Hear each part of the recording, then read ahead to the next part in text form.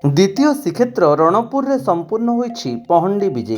ଆଜି ହେଉଛି ଗୁରୁବାର, ପବିତ୍ର ଦିନ ଶ୍ରୀଗୁଣ୍ଡିଚା। ଚଳଚଞ୍ଚଳ ହୋଇଉଠିଛି ବଡ଼ଦାଣ୍ଡ ଆଉ ମହାବାହୁ ପ୍ରଭୁ ଶ୍ରୀ ଜଗନ୍ନାଥଙ୍କ ରତ୍ନ ସିଂହାସନ ଛାଡ଼ି ବଡ଼ଦେଉଳରୁ ଭାଇ ପ୍ରଭୁ ବଳଭଦ୍ର, ଭଉଣୀ ସୁଭଦ୍ରାଙ୍କୁ ସାଙ୍ଗରେ ନେଇ ପହଣ୍ଡି ବିଜେ କରିଛନ୍ତି। ବଡ଼ଦାଣ୍ଡରେ ସୁସଜ୍ଜିତ ହୋଇ ରହିଥିବା ତିନି ରଥକୁ ଅଣସର ଘରୁ ସୁସ୍ଥ ହୋଇ ଶ୍ରୀ ଜଗନ୍ନାଥ ଭକ୍ତମାନଙ୍କୁ ଦର୍ଶନ ଦେବା ଲାଗି ମା ଲକ୍ଷ୍ମୀଙ୍କୁ ବଡ଼ଦେଉଳରେ ଛାଡ଼ି ଚାଲି ଆସିଛନ୍ତି ଭକ୍ତମାନଙ୍କ ଗହଳକୁ।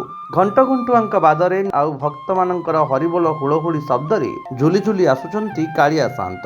ଅତ୍ୟନ୍ତ ସୁନ୍ଦରମୟ ପରିବେଶ ସାଙ୍ଗକୁ ଭାବପୂର୍ଣ୍ଣ ହୋଇପଡ଼ିଛି ବଡ଼ଦାଣ୍ଡ ରଣପୁର ଗଡ଼। ଧୀରେ ଧୀରେ ଶ୍ରଦ୍ଧାଳୁମାନଙ୍କ ସୁଅ ଛୁଟିଛି ଦୂର ଦୂରାନ୍ତର ଏବଂ ଗହଳି ଲାଗିଛି ମହାବାହୁଙ୍କୁ ଟିକିଏ ଆଖିଭରି ଦର୍ଶନ କରିବା ଲାଗି। ଅଳ୍ପ କିଛି ସମୟ ପରେ ରଥରେ ଛେରାପହଁରା ନୀତି ଅନୁଷ୍ଠିତ ହେବ। ଏହାକୁ ସମ୍ପନ୍ନ କରିବେ ମହାରାଜା ଦିଲ୍ଲୀପ କୁମାର ସିଂଦେଓ। ତାପରେ ଆରମ୍ଭ ହେବ ତାଳଧ୍ୱଜ, ନନ୍ଦିଘୋଷ ଆଉ ଦର୍ପଦଳନ ରଥବିଡ଼ା କାର୍ଯ୍ୟକ୍ରମ।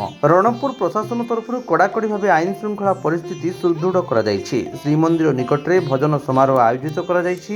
ଓଡ଼ିଶୀ ନୃତ୍ୟ ସଙ୍ଗୀତ ପରିବେଷଣ କରାଯାଇଛି। ରଣପୁରରୁ ରଞ୍ଜନ କୁମାର ଦାସଙ୍କ ରିପୋର୍ଟ, ବିଶ୍ୱବିଜୟୀ ନ୍ୟୁଜ୍ ଓଡ଼ିଶା।